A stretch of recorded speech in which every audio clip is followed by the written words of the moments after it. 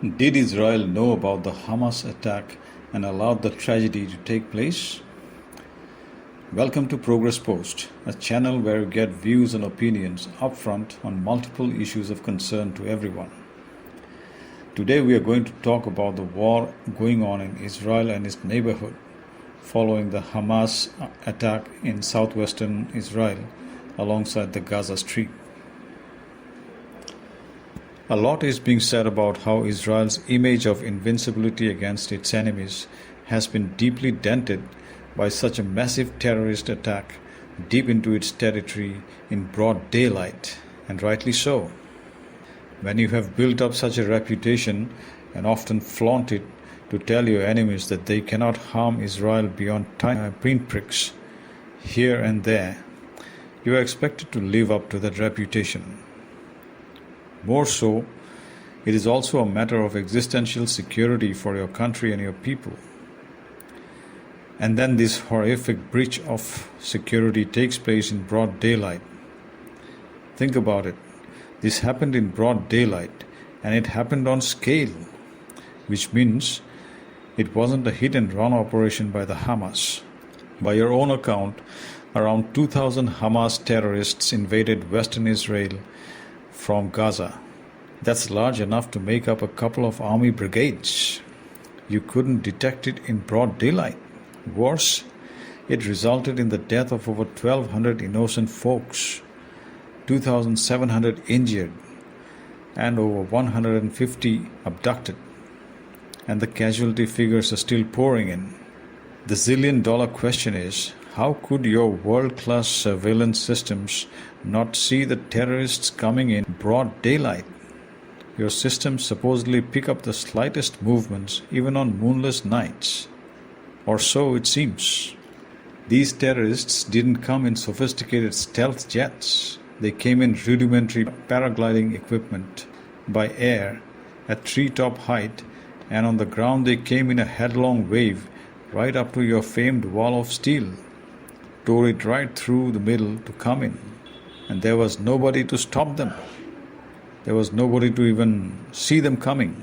How could you not pick up any of that with all the surveillance equipment that you boast of and display in defense expos around the world as the best in the world? The terrain on the Gaza border is just too easy to patrol and keep an eye on. At the same time, the total land area along the Gaza border to be secured is very small, just 20 to 30 kilometers. In my country, India, we face a similar, if not worse, situation from the terrorists that try to infiltrate from Pakistan into our Jammu and Kashmir region. It's mountainous and thickly forested, and we don't have fencing all along the de facto border known as the line of control. Yes, terrorists sometimes sneak through the LOC, but in groups of 4 and 5, and always in the dead of night. Ask the Pakistani army, which manages these terrorists, how difficult it is for their terrorists to get through the LOC and into India in one piece. Their success rate is well below 25%, and even thereafter their lifespan is 0% because they are taken out no sooner than they sneak in. India is doing a pretty good job of checking terrorist infiltration across its borders. The last time an incursion of the scale of what Hamas did in Israel took place in Kargil in 1999, and India went to war. We won the war, of course, and Pakistan had to backtrack. Interestingly, a whole lot of India's border surveillance equipment is supplied by Israel. Now then, I cannot accept at face value that such a goof-up could have taken place in Israel, which is known all over the world for the efficacy of its border management. There's a whole lot more to this tragedy than meets the eye. I don't even accept the theory of negligence of duty by Israel's border patrol units. Such negligence of security is incompatible with Israel's self-defense doctrine. If it hasn't happened in almost 75 years, there's no reason for it to happen now when Israel's ability to defend itself has grown manifold. A large part of Israel's GDP comes through defense exports, and this tragedy would have blown away a large part of the Israeli defense industry's brand equity in the global market.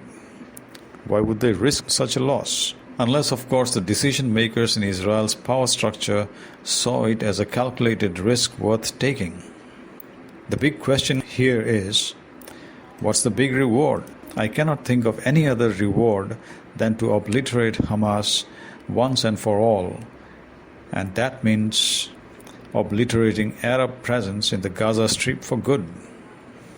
No, Israel isn't going to carry out any large-scale or planned massacre of Arabs in the Gaza Strip, but it will ensure that the Arabs are forced to leave Gaza for good. The ultimate objective is, of course, to eliminate Hamas for good. If that's the case, then these Israeli decision makers would have worked out the fallout of this tragedy to Israel's reputation and are quite confident of working around it to achieve what they have set out to achieve. As the saying goes, everything's fair in love and war. This theory is just a possibility, and it's based on the sequence of events that has taken place in the areas of Western Israel adjoining Gaza Strip in the past few days. It's inconceivable that 2 brigades of Hamas terrorists can enter Israel at will in broad daylight without being detected at least 4 to 5 kilometers before they reach the Israeli border. It's therefore likely that the Israeli intelligence knew about this attack and allowed it to happen. Now, after the excesses that these terrorists committed as expected, Israel would face very little resistance from the world powers when it goes on to steamroll the Hamas in the Gaza Strip. If you like the video, please like and share it, and also please subscribe to Progress Post. Thank you.